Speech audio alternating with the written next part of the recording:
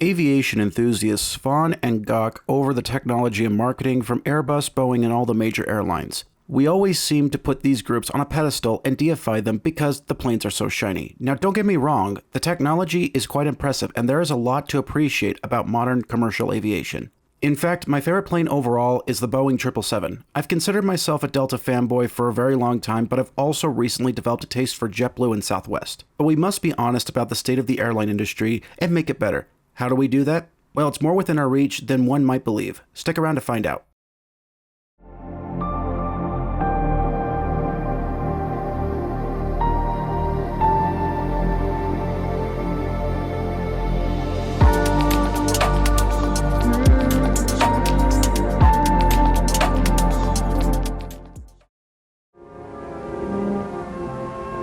Once too remote for all but a handful of visitors, today there's a new highway to Hawaii.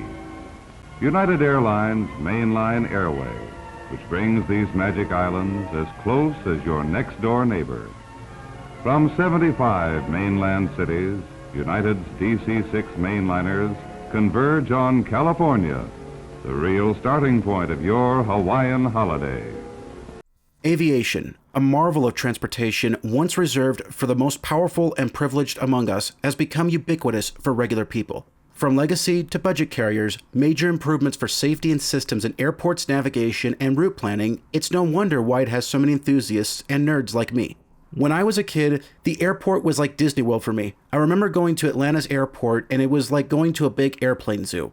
To this day, I would rather travel to the store on an airplane flown by a man with epilepsy than drive 10 feet. Statistically speaking, it's much safer. Aviation to me is like anime to weebs. As much as I love aviation, it's not perfect. In fact, despite the advancement in technology and accessibility, the quality of commercial flights has rapidly dropped. We went from fine dining and courtyards in the air to glorified sardine cans and maybe a cookie and water. One might think that the old school aircraft are janky flying rafts, and sure, they weren't perfect, but the quality of flight was far more impressive. Here's what it was like to fly on the Boeing 377 Stratocruiser on United. Inside the quiet cabin, the air is pressurized to sea-level comfort, and there's almost no feeling of motion. The stroll about spaciousness of the mainliner Stratocruiser invites a leisurely look around. Back through the main passenger cabin, with its soft reclining seats and big picture windows.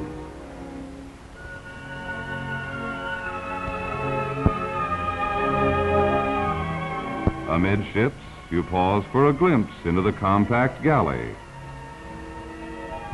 and look down the spiral staircase leading to the lower deck lounge.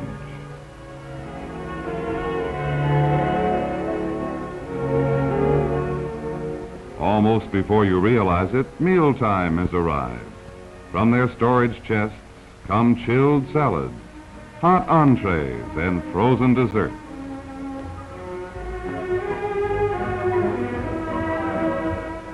Which are served by the stewardess on individual tables set up for each passenger. Yes, meals aboard the mainliner Stratocruiser are one of the real highlights of your Pacific crossing. Just aft of the rear cabin is a luxuriously appointed private stateroom decorated in rose and gray. Here one may enjoy complete privacy throughout the journey, and on overnight flights, the restful comfort of two full-sized berths.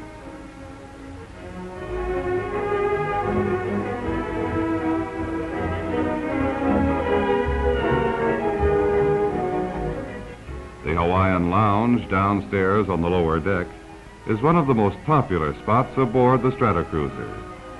Here's a pleasant place to while away brief travel hours, joining in a game of cards, meeting congenial companions, or enjoying a cool drink from the refreshment bar. That plane had a downstairs with a couch and hot meals. Nowadays, first class doesn't even scratch the surface of that. Emirates first class, if you think about it, is just a crammed bedroom. Not to dunk on Emirates, they're the modern sky gods. But for most people, flying is not comfortable. Putting aside the issues of in-flight service and legroom, Just going to the airport is an unpleasant experience. Long lines, invasive security checkpoints, which by the way are completely ineffective, confusing and messy boarding zones, not to mention the increase in delays and cancellations, partially the result of malfunctions with Boeing and Airbus aircraft, along with pilot shortages.